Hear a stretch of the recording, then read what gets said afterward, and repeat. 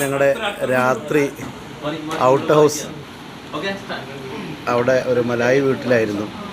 അപ്പോൾ അവിടെയുള്ള 3 കുട്ടികളാണ് ഇവർ. അപ്പോൾ അവർ ഇവിടുത്തെ ഒരു പാട്ടുപാടാണ്.